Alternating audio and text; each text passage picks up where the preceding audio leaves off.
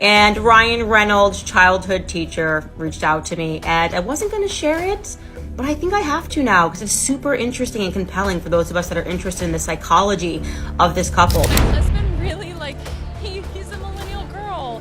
He is, like, you don't see superhero movies, especially male superhero movies like that, but I'm his only friend. So, like, there's a lot of... romance is real between the two of them. It's right. So, yeah. Y'all, Ryan Reynolds, the absolute king of sarcasm, has finally met his match. And no, it's not Hugh Jackman this time. It's his own wife, Blake Lively. The same Blake who somehow juggles a Hollywood career, multiple kids, and a lifestyle empire, all while making Ryan look like a totally clueless dad in their never-ending Instagram roast war. But this time, she might have gone a little too far. Okay, so it literally took me 9 hours to get through and understand the entire Justin Baldoni lawsuit. I would be lying to you guys if I didn't say reading this and going through it with a fine-tooth comb and really making a meaningful effort to just look at the facts alone didn't completely change my entire perspective on the situation. So I'm gonna do my best to go through the most important points that I found because I think I discovered some things that I have not seen anybody else talk about. Candace Owens posted to her story saying she spoke to a source that claims Ryan Reynolds is the problem. She said the tip came from someone who allegedly worked on the set and said lately everyone is bashing Blake Lively, but apparently the true villain of the saga is Ryan. The drama between Blake Lively and Justin Baldoni has now escalated into a full-blown legal battle, with both stars suing each other over a tangled web of claims that revolve around their collaboration on the 2024 film It Ends With Us. Lively, known for her roles in Gossip Girl and A Simple Favor, claims that Baldoni, the film's director, tried to destroy her career through a smear campaign after she brought forth allegations of sexual harassment and a hostile work environment against him.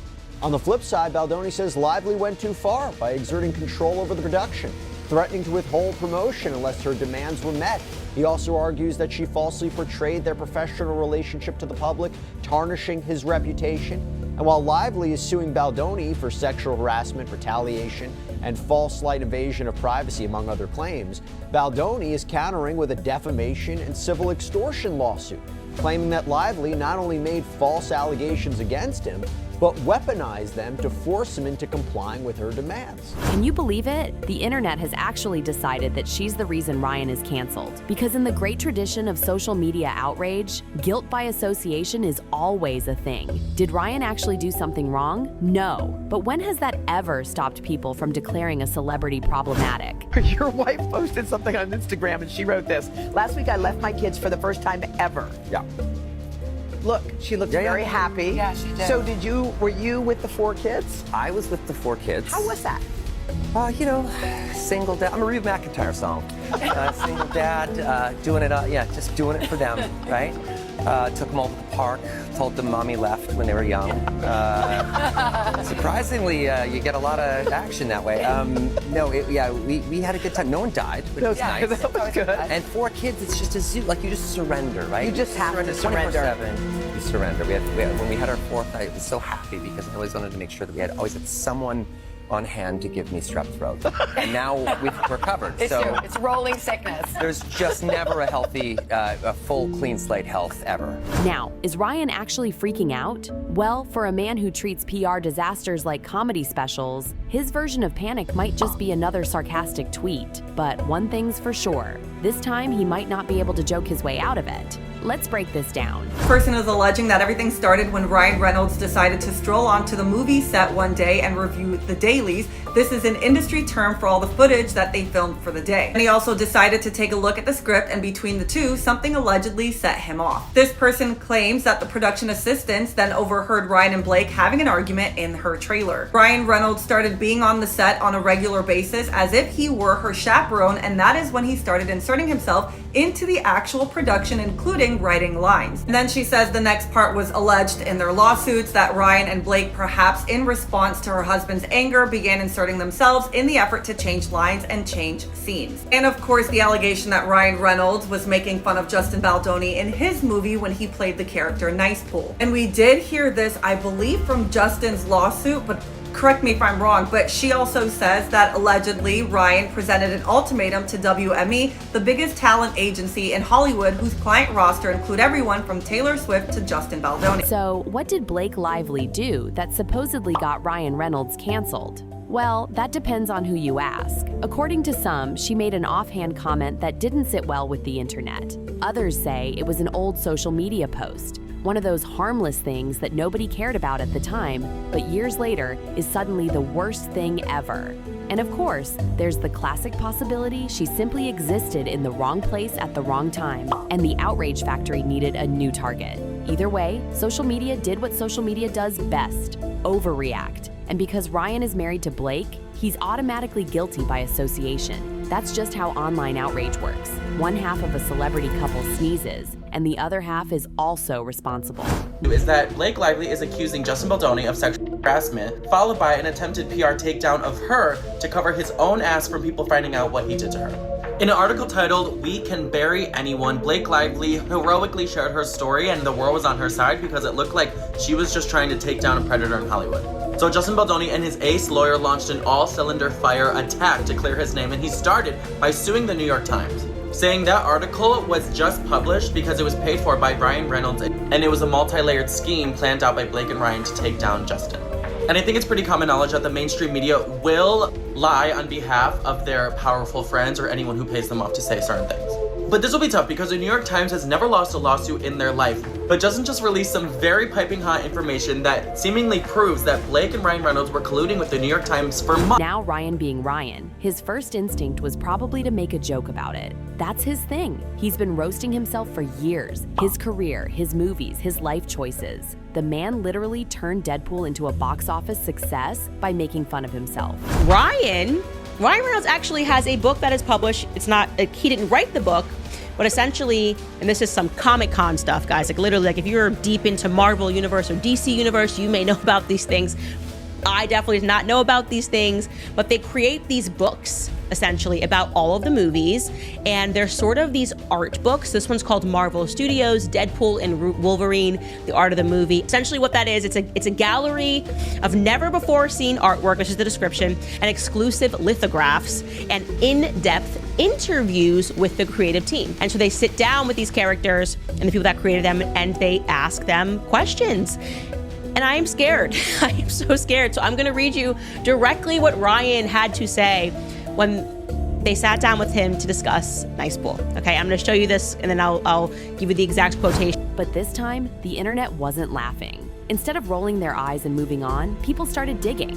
Someone brought up their 2012 wedding at a plantation, a controversy Ryan and Blake have already apologized for multiple times. Others decided to analyze every joke Ryan has ever made about Blake, as if humor is now a crime. And then came the classic outrage accusation. He's performatively woke, but still part of the problem. This video from earlier today, moments ago, the judge overseeing their federal case in New York, Judge Lyman, ruled on the former B-list actress's request for an additional layer of protection. The unliftable Blake was not happy with the standard protective order in the case.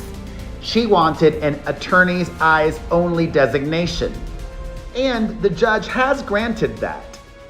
Congrats to Taylor Swift. Of the judge's ruling, a spokesperson for Delulu says, quote, "Today, the court rejected the Wayfarer party's objections and entered the protections needed to ensure the free flow of discovery material without any risk of witness intimidation or harm to any individual's security.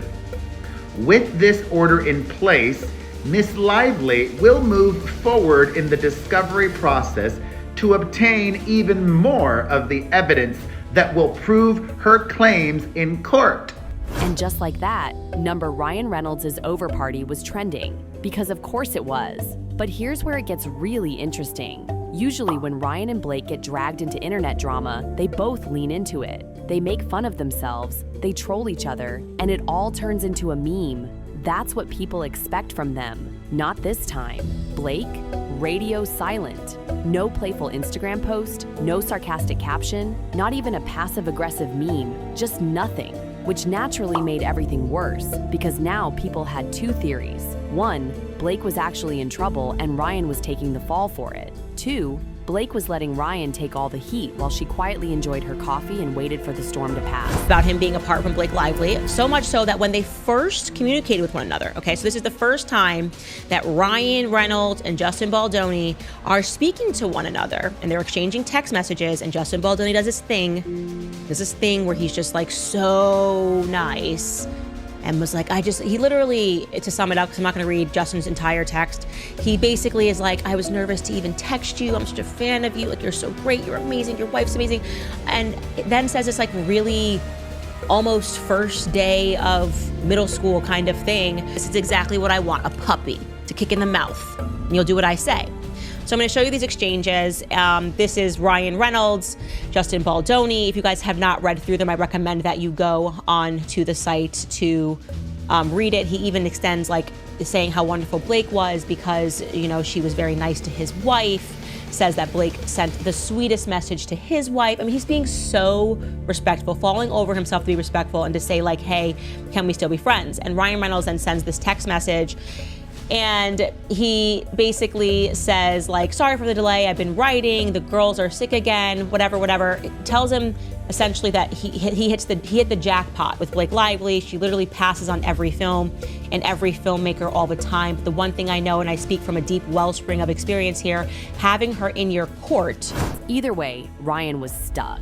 If he defended Blake, people would accuse him of mansplaining and excusing problematic behavior. If he stayed silent, they'd say he was being a coward. And if he joked about it, well, he already tried that and Twitter practically set itself on fire. So what does Ryan do? Exactly what he always does. He distracts the internet. Maybe he announced a new movie. Maybe he posted a ridiculous ad for Aviation Gin. Maybe he dropped some conveniently timed Deadpool-related news. Whatever it was, it worked. Just throwing down some alpha male, and by alpha male, I mean extremely beta male. I have rich and powerful friends at the top. That's not a confirmation, but I'm looking at the length of the strip and it's given Taylor Swift. Taylor Swift would say the same. My wife is wonderful, okay?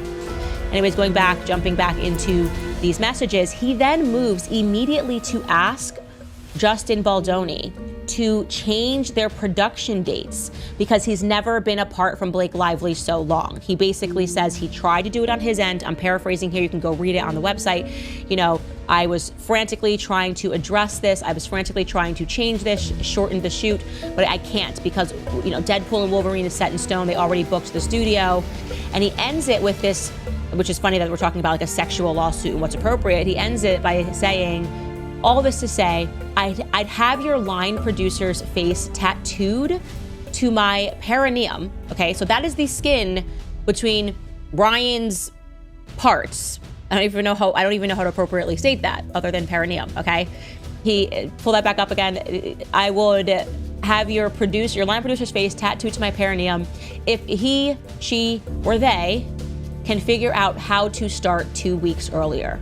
Completely understand how big of an ask that is, but the perineum is one of the most nervy parts of the human body to expose to trauma. Because let's be honest, was Ryan Reynolds ever actually canceled? Of course not. Because here's the thing about Ryan. He's too likable to be canceled. People wanted to be mad at him, but deep down they also didn't want to lose their favorite funny guy. The internet tried to get rid of him, but then they remembered, oh wait, who's going to give us sarcastic commentary on superhero movies if he's gone? So while Twitter was busy canceling him, the rest of the internet was making memes about how Ryan Reynolds is too charming to be canceled. And just like that, the outrage cycle moved on. Okay, so I've never been more scared in my entire life that my account could actually get deleted.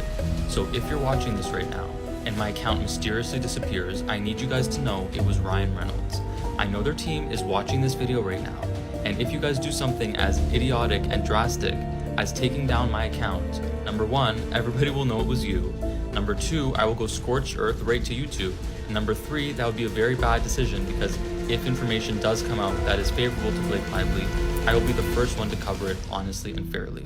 Yesterday, it was Ryan Reynolds is canceled. Today, people are arguing about whatever the next celebrity drama is. The internet has the attention span of a goldfish, and Ryan knows it. So did Blake really get Ryan canceled? Not even close. He got a temporary slap on the wrist from Twitter, but let's be honest, he'll joke about this in his next interview, and people will eat it up. That's the thing about being Ryan Reynolds. You can get canceled today and be Hollywood's golden boy again tomorrow. Because at the end of the day, people don't actually want to see him go. They just want a little drama, a little chaos, and maybe, just maybe, a sarcastic comment from the man himself.